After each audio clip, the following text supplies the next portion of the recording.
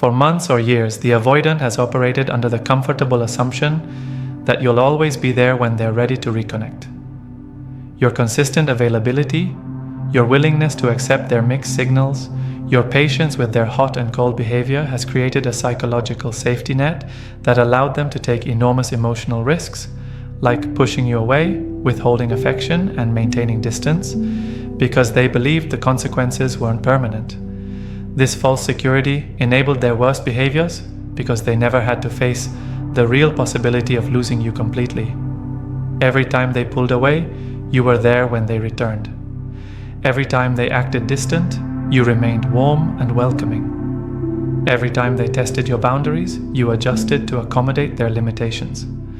They learned that their actions had no lasting consequences because your love was unconditional and inexhaustible. But when the avoidant finally realizes you're genuinely gone, not temporarily hurt or strategically distant, but actually done with the dynamic entirely, their entire psychological framework collapses. The safety net they didn't even realize they were relying on disappears, and suddenly their emotional risks have become emotional reality. They discover that their behavior did have consequences. They just took so long to manifest that the avoidant had convinced themselves they were immune to losing you. This realization is devastating because it forces them to confront how much they had been taking your presence for granted. They assumed your love was a renewable resource that would always be available regardless of how poorly they managed it. The discovery that your patience had limits, that your forgiveness had boundaries, that your love could actually be exhausted by neglect and poor treatment, shatters their entire understanding of the relationship. The avoidant must suddenly reckon with the fact that they've been operating under a false assumption about your permanence in their life. The security they felt in being able to come and go as they pleased, in being able to withhold and withdraw without lasting consequences, proves to have been an illusion. They realize they've been gambling with something irreplaceable, while believing the game had no real stakes. They experience genuine panic for the first time. The avoidant has spent their entire life managing anxiety through control and distance. When relationships become overwhelming, they create space. When emotions become intense, they withdraw. When commitment feels suffocating, they pull back. This pattern has always worked to reduce their anxiety and restore their sense of emotional safety. But when they realize they've actually lost you, none of their usual coping mechanisms work anymore. They can't create distance from you because you've already gone further than they ever intended. They can't withdraw to feel safer because your absence isn't providing relief. It's creating terror. They can't control the situation because you're no longer participating in the dynamic that gave them their sense of power. This panic is unlike anything the avoidant has experienced before because it can't be managed through their typical strategies. They can't think their way out of missing you, can't rationalize away the hole your absence has created, can't control their way back to emotional equilibrium. For the first time in their life, they're experiencing an emotion that their defenses can't protect them from. The panic manifests as obsessive thoughts about you, inability to concentrate on daily activities, disrupted sleep patterns, and a constant sense of urgency mixed with helplessness. They want to fix the situation immediately, but realize they have no power to do so because you're no longer accepting their attempts to manage the relationship on their terms. This experience of uncontrollable panic forces the avoidant to confront how much they actually need connection, how much they actually depend on love, how much they actually fear abandonment.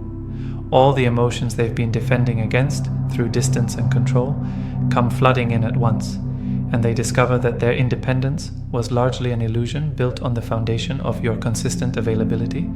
Their defensive narratives completely fall apart. Throughout the relationship, the avoidant constructed elaborate mental justifications for their behavior and your role in the dynamic.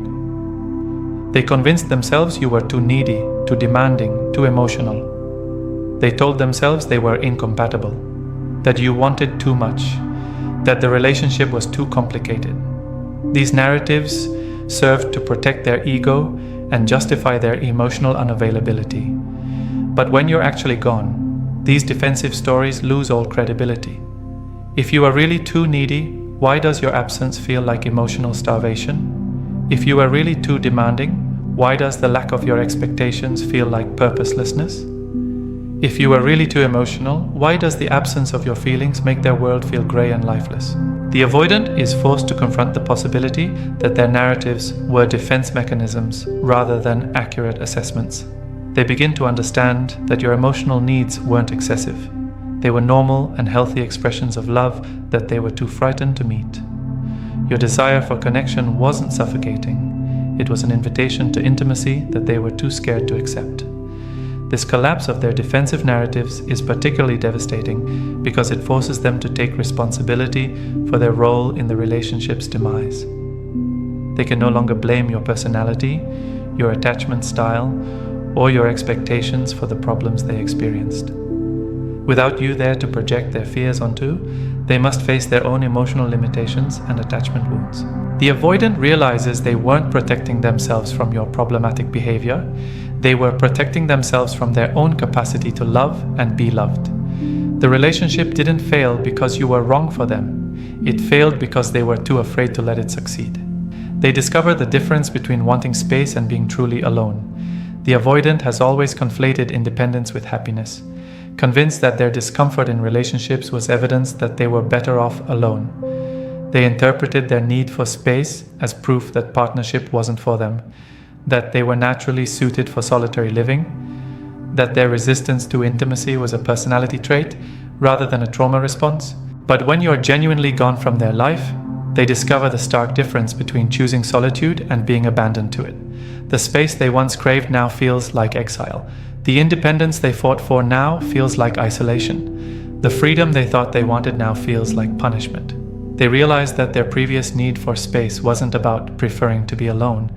It was about needing to regulate their nervous system when intimacy felt overwhelming. But that space was only restorative because they knew you were still there, still caring, still available when they felt safe enough to reconnect. Without your presence as an anchor, space becomes emptiness, and independence becomes loneliness. This distinction forces the avoidant to understand that they never actually wanted to be alone permanently. They wanted to be able to control the pace and intensity of connection. They wanted space within a relationship, not space instead of a relationship. The discovery that solitude feels completely different when it's permanent rather than temporary revolutionizes their understanding of their own needs. They begin to realize that their resistance to intimacy wasn't evidence that they didn't need love. It was evidence that they needed love so desperately that it terrified them. Their need for space wasn't proof that they were meant to be alone. It was proof that they needed to feel safe enough to be close. They start making changes they should have made while you were there. The cruelest irony of avoidant awakening is that losing you often catalyzes the exact growth and self-awareness that could have saved the relationship. Faced with the reality of permanent loss, the avoidant suddenly finds the motivation to address the emotional patterns that drove you away. They begin therapy to understand their attachment style. They start reading books about relationships and emotional intimacy. They work on communication skills they dismissed as unnecessary when you were trying to improve the relationship together. They develop emotional vocabulary they claimed was pointless when you were begging them to express their feelings. This sudden investment in personal growth is both genuine and heartbreaking because it represents their recognition of what they lost and what they could have been if they had done this work while you were still willing to grow together. They realize you weren't asking them to become someone different. You were asking them to become the person they were capable of being.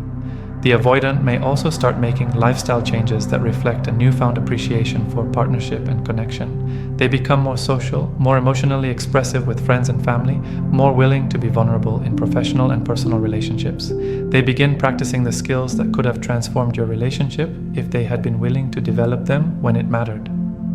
They understand what unconditional love actually meant.